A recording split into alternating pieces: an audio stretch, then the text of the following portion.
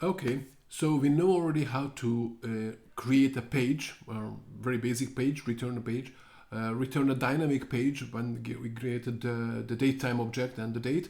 Now let's see how we can get input from the user when we are creating a web application. There are a couple of ways to get input. It depends on how the user accesses actually the page. So first of all is the get request or query parameters. That's usually how it's called.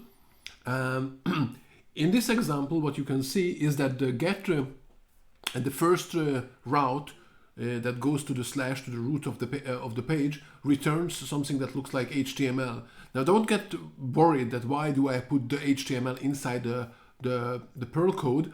That's because I didn't want to run ahead and create separate files for templates. So as long as I would like to have this a single file project, then I have to have the HTML content inside the file. Of course, for any real application, once we learn the basics, they're going to put them into separate templates. So for now, what we have here is a here document. So you can see these two less than sign that stores the here document till where we find the HTML text, which is here. So this is going to be the return value of the first page. And once run it, we'll see something like this. Okay, so we'll see an empty box to type in something and a button to say to echo. Let me run this. So this is in the get parameters directory. So if I go into the get parameters directory and run pluckup -r just in case we want to change it, and it says the port 5000. So let me go to port 5000, and you can see this is the same thing, the type, the entry box, and then the button to click on it. Now, if you're not familiar with HTML, then this is what we have here. So a form that just declares for the HTML that it has going to be have elements that can be filled out. And then there are two input fields. So the first one is of type text, where you can just type in text. And we have to give it a name. So when we type in something and then send it to the server, then this is going to be the key of that text that we typed in. And the other one is the type of it is submit. And for historical reasons, what's written on it will create a button. But for historical reason, in order to have something written on the button, you have to give it an attribute called value, and whatever the value is going to be on the button. So that's why we have it echo here. And then in the form, there are two things. One of them is you have to decide how you're going to send the information to the server. There are a couple of ways. The most common ones are get and post. And if you are REST purist, then you'll probably care which one you're sending. I think for most applications, people have a different reasoning, not so much the reasoning behind REST. So we'll get to that in a second. And action is the route on the server where the information is going to be sent to. So in this case, I said that go to the echo route. Now, if I just type in something, it will go to the echo route, and in order to capture that, we have to create a route. So we have another route /echo and separate subroutine, and that's where we're going to be processed the requests that are coming from this form. And in order to access the data that the user sends in, we have to use this object that comes from Dancer 2, which is called query parameters, and in there is a get method that can get the name of the field, so in this case the name of the field, and will return whatever the user sent in. So that goes into this message, and then we just return the text with some prefixes which you typed in and the message itself.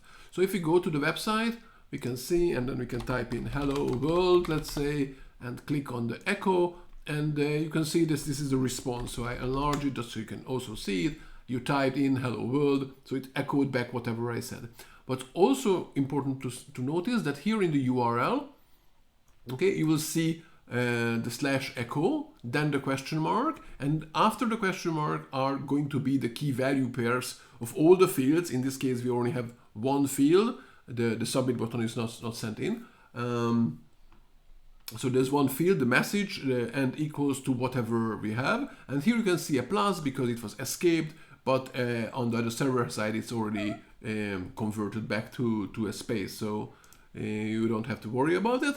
And that's it basically. That's how you get parameters and then return whatever you do with the parameters. So from now, you can actually write any code that, well, you have a form and then the user types in something, and then on the other side you're able to process it. I don't know if you have access to a database, then you look it up, get the results of the database and somehow print it to users. So these are the basics of the web programming. But of course we'll have to go on and we have to test this. Okay, you can't escape testing it. So in the next slide we'll see how we are going to test it. And the beginning of this is the same as we have earlier, and then we have a subtest which again is the same as we had earlier, that we are accessing the slash and checking whether it returns 200 okay. But now, because it's already a form, I didn't want to check like the whole HTML. That's going to be exactly the same that I'm expecting. So I just created a like check. So I'm using the regular expression, checking whether this part of the string, this part is matching somewhere in the HTML. And this is quite optional at the end, but you will probably want to do some checking whether whatever got returned contains some information that you're looking for. The more interesting part is the other route, the other subtest actually, is when we are sending in the request that exactly as we send it on the website. So we send it /echo ? And the message and equal to some text that you would like to check. And again, we check whether the return is 200 okay and whether the content is what we are expecting. Now we can use the is because it's such a short string.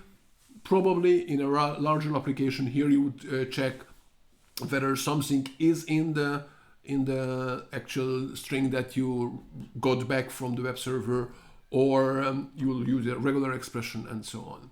So this is the GET request, and in the next page we're going to see the POST requests. So the POST request is basically the same, the application. The two differences, I think. One of them is that here in the HTML we say in the method that's going to be POST instead of GET. And by the way, just to clarify, the default for this method is GET. So sometimes you will say in the HTML that the author didn't provide what is the method, so then it defaults to GET.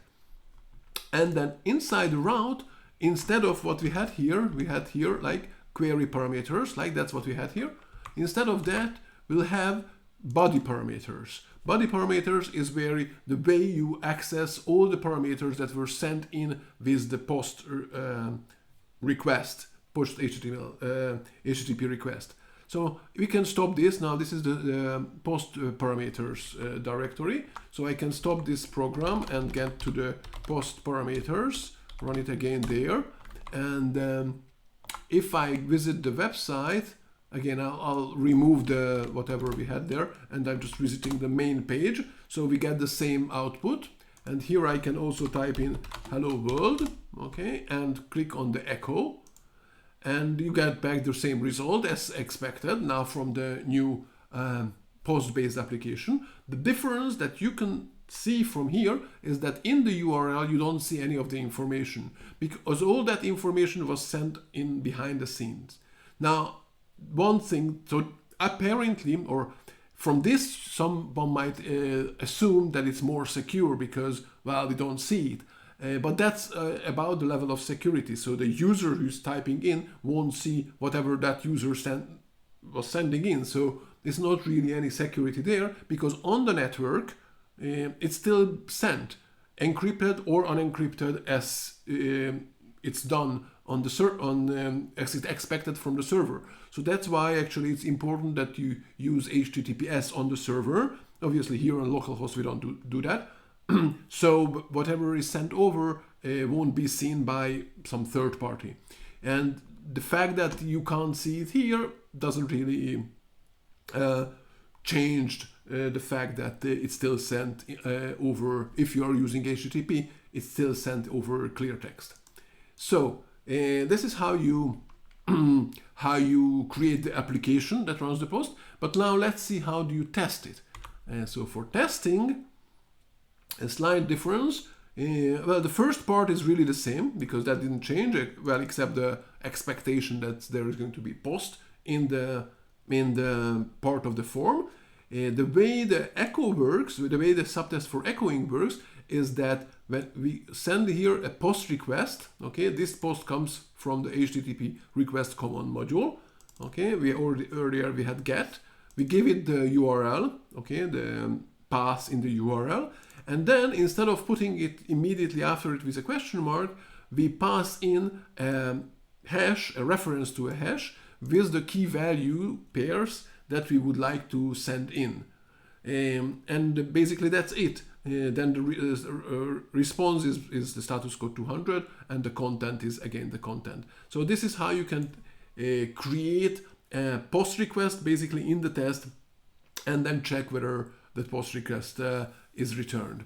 So that's it from get and post request. We're going to have a third way to send in data actually, and that we're going to see in the next video. For now, enjoy whatever you learned, and my recommendation is that you try to play with this, try to add another field, and we'll have an exercise for that. Okay, so see you next time.